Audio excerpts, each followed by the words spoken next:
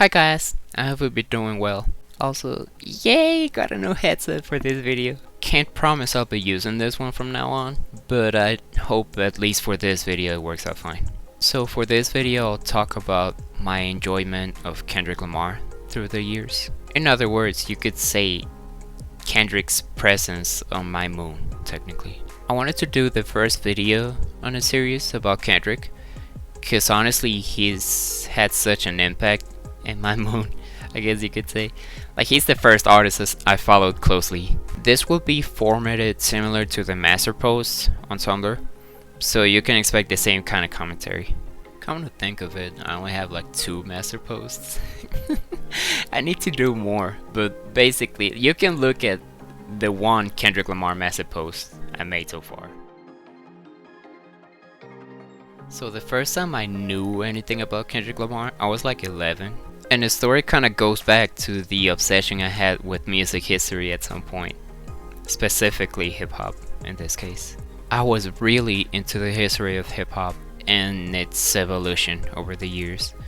From MC Lyte and Curtis Blow to A Tribe Called Quest and Wu-Tang Clan. And as many of you know at this point, NWA was a big part of its history. And even though I wasn't really into its lyrical content, I recognized their impact. One of the members was Dr. Dre, of course. And also at the time I was listening to Eminem a lot. At the time I remember feeling like he was the best rapper since Tupac and Biggie were gone. And I also felt like he was the one rapper keeping the game alive and popular, so to speak. Of course, at the time I was kind of a music baby, so now I know better. There were other rappers. But since he was the best-selling rapper around, that's the one I looked up to. So after reading a bit more about Dr. Dre and his label, Aftermath, I started to closely follow it just to see if anything else is new with it. And at some point in 2012, I noticed Dr. Dre had signed a few rappers I didn't know about. The ones I remember seeing at the time, there were John Connor, Slim the Mobster, and Justice was there too, and also Kendrick Lamar. And after listening to a bit of John Connor, Justice, and Slim the Mobster, I wasn't too interested. I just didn't find the appeal in their music, so I didn't expect much of them. However, then I listened to Kendrick Lamar, and I remember listening to him and being like, okay, he has potential. I do feel like he's gonna make it big. The songs I listened to were High Power and Ignorance is Bliss. And after hearing them, I was just like, okay, well, Dr. Dre was right in signing this guy. So I was waiting to see what else would happen with him. So when Good Kid, Mad City came out, I was just so excited to hear it. And after hearing it, I was just like, okay, well, he's probably going to be one of the best. And I guess everything after that is just history. We all know what became of Kendrick Lamar now. Now he's one of the best rappers, not only of the decade, but also one of the best ever. I remember at the time also showing some people some Kendrick songs, some people I was hanging out with at the time. And they would just turn to me and be like, he sounds boring. And that I was hyping him up too much. And the funniest part of it all was I noticed people started noticing Kendrick only after Bad Blood by Taylor Swift came out. Which, I don't know, he was already killing it before that, but okay. So for this part, I'll just say what my 10 favorite Kendrick Lamar songs are. I had trouble deciding on only 10 songs since I like pretty much everything that he's put out. But I have a list, so I'll go with it. So in alphabetical order, there would be Alright, Count Me Out, DNA, Duckworth, Euphoria, Feel, The Hard Part 5, Reincarnated, Rigor Mortis, and Sing About Me, I'm Dying of Thirst. Ooh, that was tough. Okay, so I know at this point it's kind of cliche to say that's Kendrick Lamar's best album, but come on, it's amazing. It's totally deserved. Before this album came out, I was so excited to see what Kendrick would do next. I saw the album art, I saw some interviews, and I listened to and I was so hyped, honestly. So when it came out, I remember just being amazed at how good the album was. Like, no matter the style of the song, he would always deliver with a great song. And besides that, it was one of the first concept albums I ever listened to. It was an amazing experience, and to this day I still believe the 10 out of 10 rating. Once again, kinda based to have this one a second, kinda cliche, but it is an amazing album. Before it came out, I was so excited to see what Kendrick would do for his major label debut. And when it came out and I listened to it, I was convinced he would be one of the best rappers out there. The album kind of felt to me like a hip-hop revival almost, because at the time I wouldn't like pretty much anything I was listening to or anything on the radio. I felt like hip-hop was what hip-hop is supposed to be, was kind of dead. And then Kendrick came through with this album. Again, now I know better.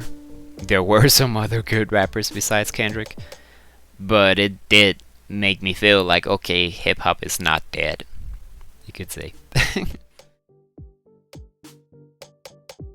So with this being his latest album, I'm always worried of having some sort of bias, just because it's the most recent.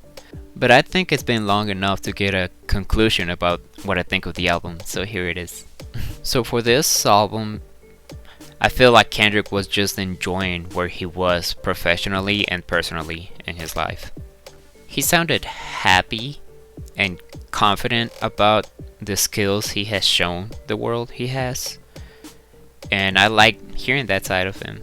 It really was an easy listen, you could say, for a Kendrick album, since all of his albums before GNX, they were conceptual, so they had so many layers to it. But I totally loved it for what it was. He doesn't need a concept album to impress me, because he did with this one. The Pulitzer Prize album.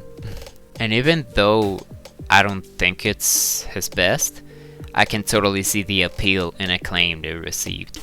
I have to say, before this one came out, I remember hearing some singles. Pretty sure there were Humble and Loyalty. And I was afraid, for some reason, I was afraid of Kendrick selling out, which was kind of a dumb thought, but I had a lot of those back then. I remember even avoiding the album for some time. Wow. But when I finally heard it, I realized I was wrong, like very wrong, and I was just glad Kendrick was still doing amazing music. So it's his first album before he was signed to Aftermath, and he was already putting out great music. I remember I checked some songs from the album out after I saw he was signed to Aftermath. Namely, the songs were ADHD, High Power, and Rigor Mortis, and I was already convinced Dr. Dre made the right choice in signing him. Admittedly, I did listen to the album after To Pimp a Butterfly, so I was pretty late for that. But once I finally heard it, I was just impressed at how that level of artistry was already there before getting signed to Aftermath. It's another concept album already. I love it. It's an amazing way to debut. So this one was his return after he was absent for a few years. But of course he delivered, as he usually does. Now, as much as this is my least favorite Kendrick Lamar studio album, it's not bad in any way, really. Kendrick hasn't dropped a bad album so far, at least in my opinion, so that's why it still has a high rating. It's pretty good. When The Heart Part 5 came out, I was so excited to see what Kendrick would do with the album. The song and the video were amazing. It even made me cry at the last part. R.I.P. Nipsey. But yes, I was so excited. And once I heard the album, I was kind of taken aback by how personal he got on the album. It was really therapeutic. It really was Kendrick at his most confessional and honest, and I appreciated that approach. There were a few things I didn't exactly love about the album, but the positives outweigh the negatives by a lot. It's just another great album and an awesome way to return.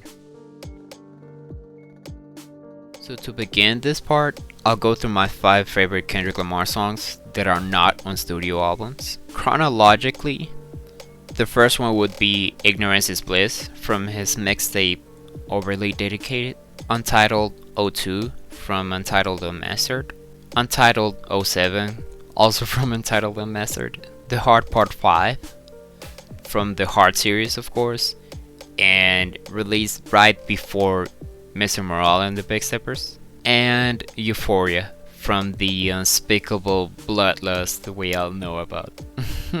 And then some songs I love where Kendrick is a feature. I'll begin with Bad Blood by Taylor Swift featuring Kendrick Lamar. If I'm being completely honest, it's not like an amazing song, but just the fact that it's both Taylor Swift and Kendrick on the same song makes me like it a lot. So yes. Deep Water by Dr. Dre from his album Compton.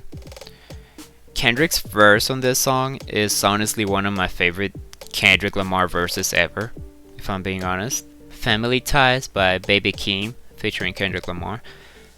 That was actually his return after the years of silence, and he really came back swinging with this one. FM Problems by A$AP Rocky. The song also features Drake, which is wild to even think now for obvious reasons, but it's really a good song. Then Like That by Future and Metro Boomin. Kendrick's verse here, I think we all know it. That was the boiling point for the beef to kind of explode, but it's so iconic to hear it now. Ever since Kendrick released Good Kid, Mad City, he's been on whatever list of favorite artists I make. He's been number 1 from like 2012 to 2015. After that, I entered my kind of punk and metal phase, so he wasn't as present on the top spots. But even then, I do remember he was present many times. Even if it's not on the top spots, he was still there somehow. By 2019, I had him on constant rotation again, and in 2023 he was number 1. He was actually number 1 for like a year. He's not currently topping the list, but he's still in my top 5, so I still love him regardless. I love hip hop, and honestly I can say Kendrick is a big reason as to why. Cause like I said earlier, I was feeling a bit hopeless about the state of hip hop by the early 2010s. But then Kendrick came along and released his albums. And along with some other artists, he was able to keep the genre interesting, creative, and innovative. And even during my punk and metal phase, Kendrick was still in rotation somehow. Like I wouldn't listen to him as much as I used to, but he was still there. He was still present. I honestly always considered him one of the most talented musicians we've had this century so far. Like I would go that far. And I'm always excited to see what he does next, because like I said, he hasn't really failed at any point. And that's it for this video.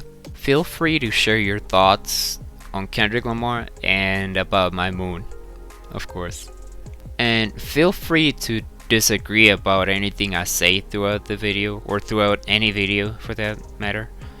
Because like I said at the beginning, I'm not some sort of professional. This is not a professional opinion or anything. This is just my opinion. It's just my moon. In fact, I would even argue I'm still some kind of music baby to this point. I'm still discovering music. I'm still finding out different things about music. And I'm fine with that, because honestly it's so nice to know there's so much music out there and so much about music I can still discover.